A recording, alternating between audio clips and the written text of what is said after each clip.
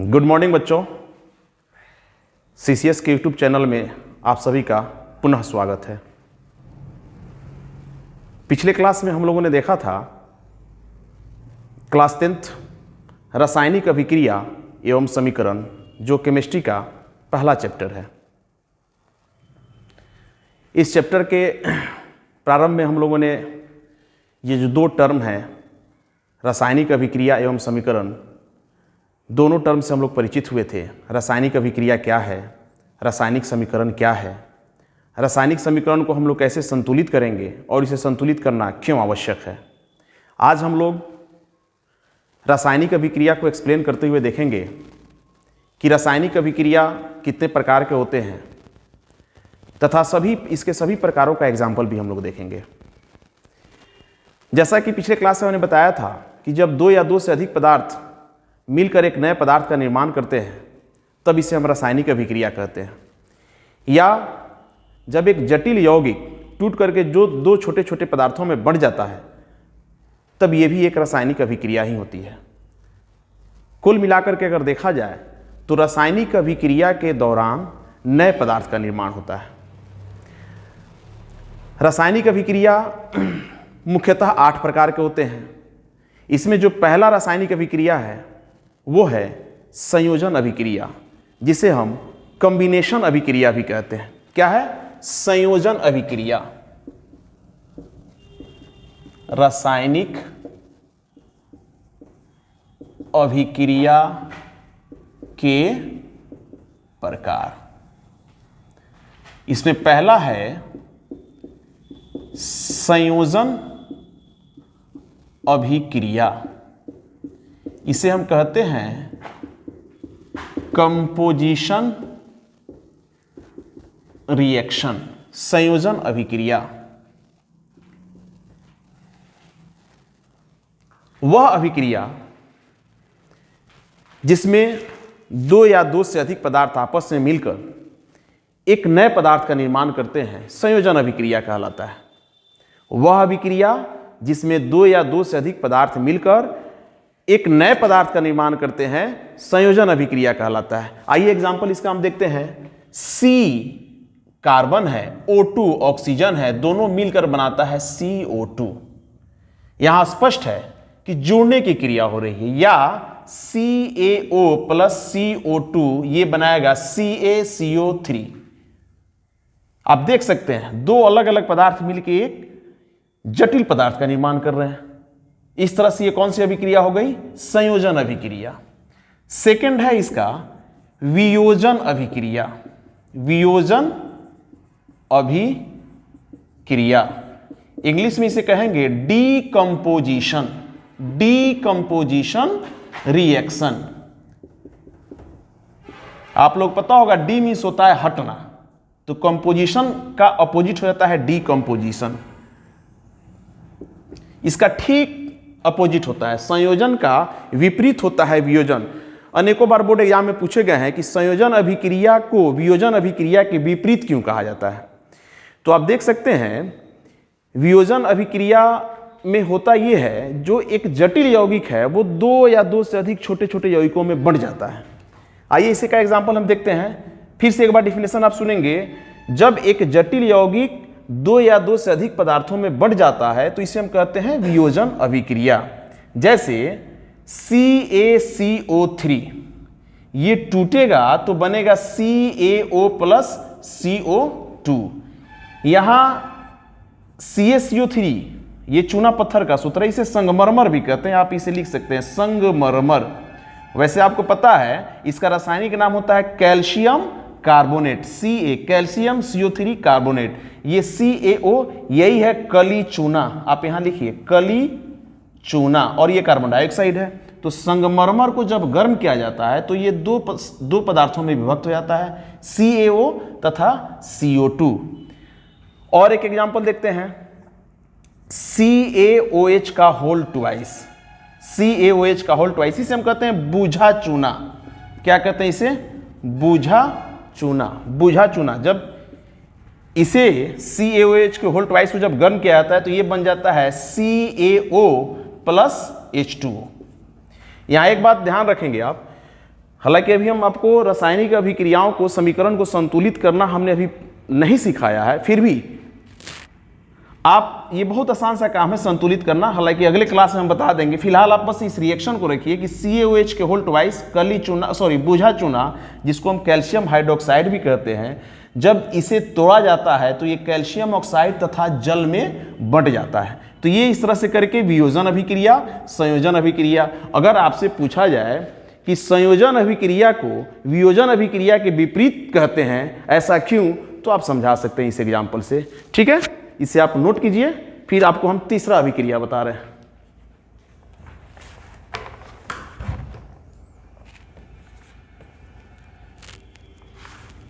कम से कम 2 एग्जाम्पल आपको लिखना होगा एग्जाम में।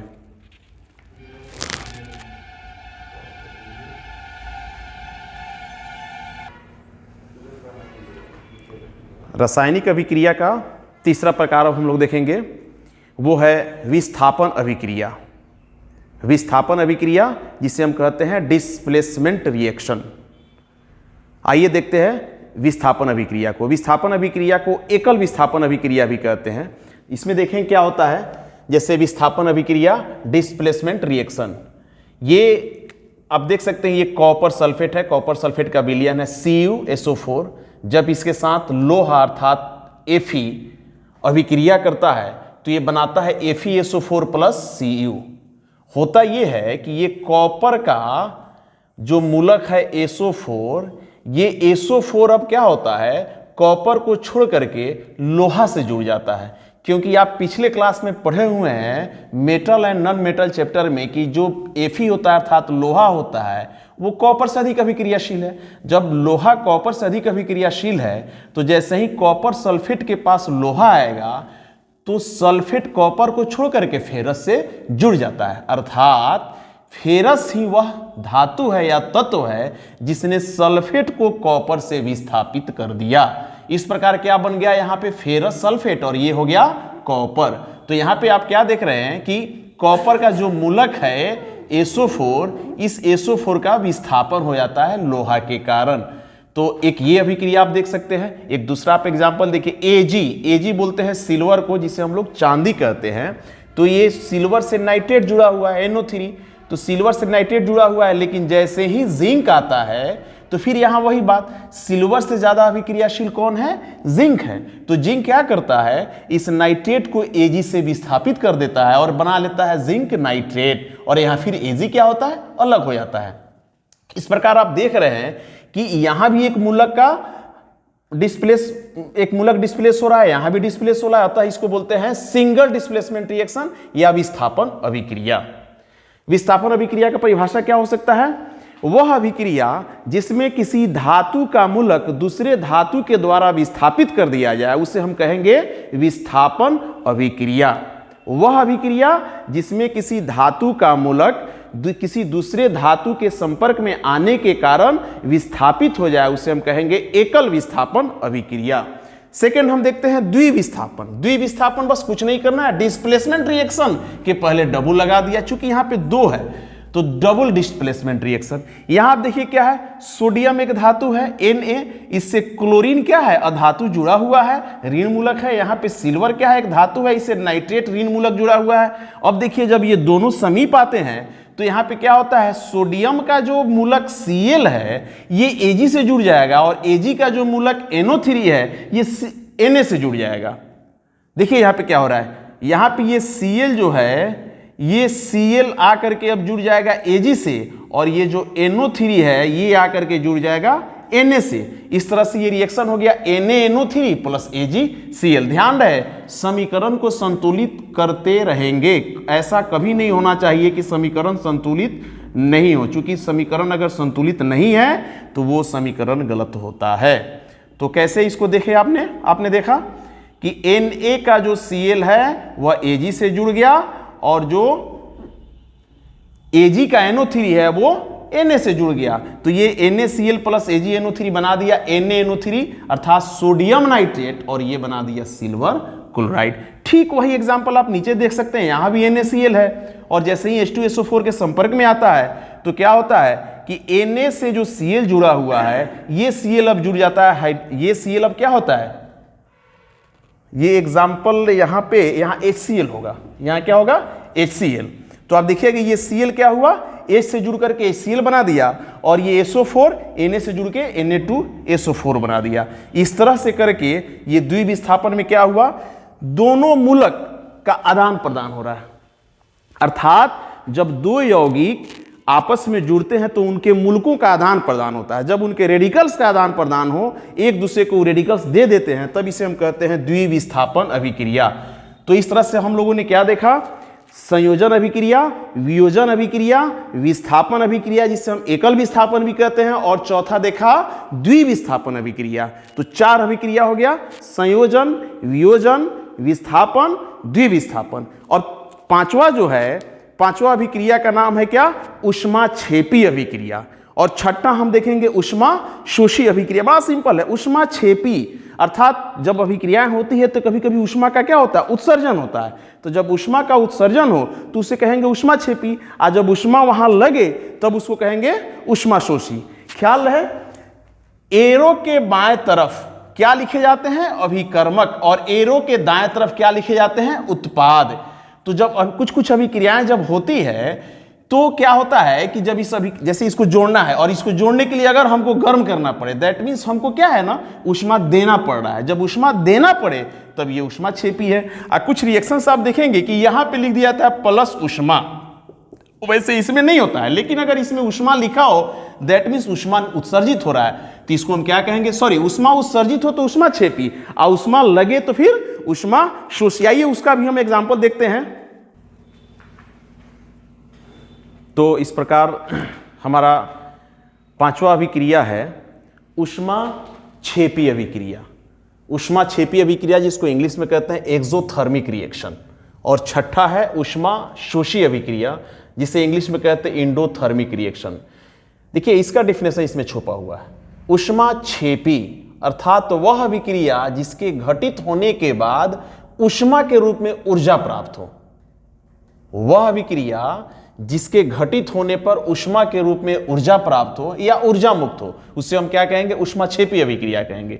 और ऊष्माशोषी अर्थात ऊष्मा का शोषण हो, ऊष्मा सोखा जाता हो, तो वह अभिक्रिया जिसमें ऊष्मा मतलब उस अभिक्रिया के घटित होने में ऊष्मा की आवश्यकता पड़े, तब उसे हम कहेंगे ऊष्माशोषी। और वह अभिक्रिया जिसके घटित होने पे ऊष्मा मुक्त हो उसे हम कहेंगे ऊष्माक्षेपी। वेरी सिंपल है। ये दोनों भी जैसे संयोजन और वियोजन एक दूसरे के विपरीत होते हैं, वैसे ही ऊष्माक्षेपी और ऊष्माशोषी भी एक दूसरे के विपरीत होते हैं।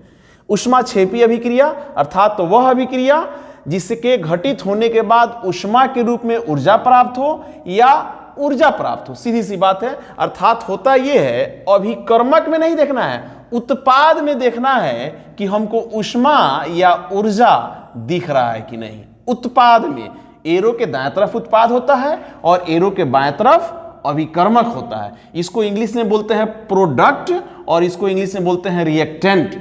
अर्थात रिएक्टेंट एरो के बाएं तरफ होते हैं और प्रोडक्ट एरो के दाएं तरफ होते हैं।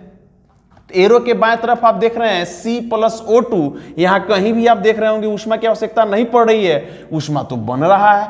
तो ऊष्मा बन रहा है तो ये हो गया ऊष्माक्षेपी अभिक्रिया। सेकंड रिएक्शन आप देखिए, ये मान लीजिए कि रिएक्शन ए है, ये रिएक्शन बी है। ये रिएक्शन अक्सर एग्जाम में पूछा जाता है। पूछा ये जाता है कि जैसे ये आप देख रहे हैं C6H12O6 किसका सूत्र है, ग्लूकोज का सूत्र है। ग्लूकोज का ऑक्सीकरण हो रहा है अर्थात ग्लूकोज से ऑक्सीजन जुड़ रहा है। ग्लूकोज से ऑक्सीजन जब जुड़ता है, जैसे हम भोजन करते हैं तो फाइनली ये भोजन क्या बनता है, ग्लूकोज बनता है। और यही ग्लूकोज तो हम सांस के द्वारा जो ऑक्सीजन लेते हैं, यही ग्लूकोज क्या करता है, यही ऑक्सीजन क्या करता है, इस ग्लूकोज को तोड़ता है। और जब ये ग्लूकोज टूटता है तो हमें ऊर्जा मिलता है। हालांकि आपको बताएंगे हम इसी क्लास में कि ऊर्जा एटीपी के रूप में मिलता है। एटीपी जिसका फुल फॉर्म होता है एडेनोसिन ट्राइफॉस्फेट। खैर ये बात की बात है, इस पर हम लोग चर्चा करेंगे। तो ये ग्लूकोज से ऑक्सीजन अभिक्रिया जब करता है तो बनता है 6 molecule of CO2 and 6 molecule of H2O। अर्थात 6 अणु बनते हैं जल के और 6 अणु बनते हैं कार्बन डाइऑक्साइड के। और देखेंगे आप एटीपी भी बनता है, तो ये 38 एटीपी बनते हैं, 38 एटीपी बनता है। खैर बायोलॉजी क्लास में हम लोग देखेंगे।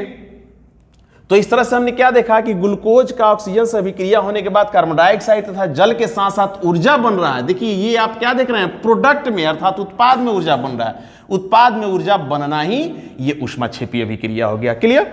चलिए छठा है ऊष्मा शोषी अभिक्रिया। ऊष्मा का जिसमें शोषण हो, जिसमें ऊष्मा लगे, अंग्रेजी में कहते हैं एंडोथर्मिक रिएक्शन। तो यहां देखिए कैल्शियम कार्बोनेट, जो मैं एग्जांपल बता रहा हूं ये बोर्ड एग्जाम के लिए काफी महत्वपूर्ण एग्जाम्पल है। आप देखेंगे तुरंत एग्जाम होगा, उसमें इसमें से हो सकता है कि एक आध प्रश्न आपको दिख भी जाए। तो ये CaCO3 ये चूना पत्थर का फॉर्मूला है, ये संगमरमर भी है और इसका रासायनिक नाम कैल्शियम कार्बोनेट हो रहा है। ये कैल्शियम कार्बोनेट टूटेगा तब जब कैल्शियम कार्बोनेट को हम गर्म करेंगे।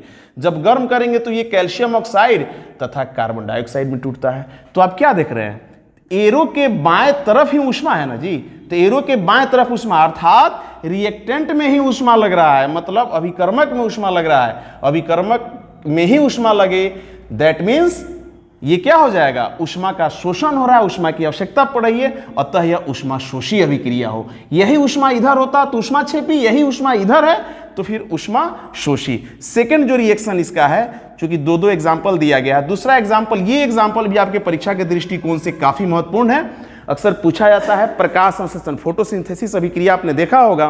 प्रकाश संश्लेषण अभिक्रिया में क्या करते हैं, पेड़ पौधे वायुमंडल से कार्बन डाइऑक्साइड गैस लेते हैं तथा सूर्य का प्रकाश लेकर के भोजन बनाते हैं। भोजन के रूप में क्या बनाते हैं, तो ग्लूकोज बनाते हैं।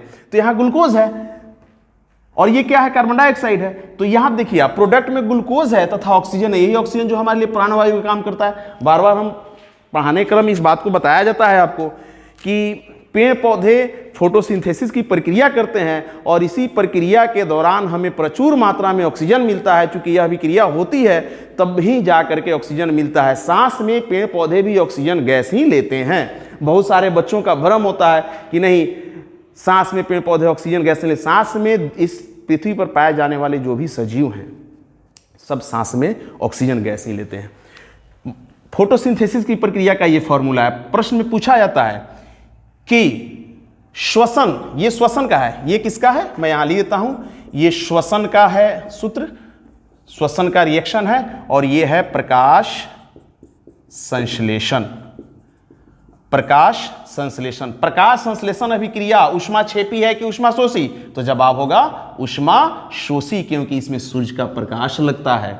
और पूछा जाए कि श्वसन कौन सी अभिक्रिया है, तो फिर जवाब हमारा होगा ऊष्माक्षेपी अभिक्रिया, क्योंकि इसमें ऊष्मा मुक्त हो रहा है, ऊर्जा मुक्त हो रहा है। इस तरह से आज हम लोगों ने क्लास में, आज हम लोगों ने क्या क्या देखा, रासायनिक अभिक्रियाओं के प्रकार। इसमें 6 प्रकार को हम लोगों ने देखा। पहला प्रकार था संयोजन अभिक्रिया, दूसरा वियोजन अभिक्रिया, तीसरा विस्थापन अभिक्रिया जिसे हम लोग एकल विस्थापन भी कहते हैं, चौथा क्या है, द्विविस्थापन अभिक्रिया, पांचवा हम लोगों ने देखा ऊष्माक्षेपी अभिक्रिया, और छठा हम लोगों ने देखा ऊष्माशोषी अभिक्रिया। तो इससे जो बचे हुए जो अभिक्रियाएं हैं, 2 अभिक्रियाएं, मुख्य रूप से 2 हैं, वैसे हैं तो 4। अगले क्लास में हम लोग इसका चर्चा करेंगे। आपको अगर किसी तरह का कोई दिक्कत हो कमेंट बॉक्स में जरूर लिखेंगे। और एक बार फिर मैं आपको बता दूं, आप चैनल को सब्सक्राइब करना नहीं भूलेंगे तथा बेल आइकॉन को जरूर दबा देंगे ताकि कोई भी नया अपडेट आपको मिलता रहे। Thank you. आप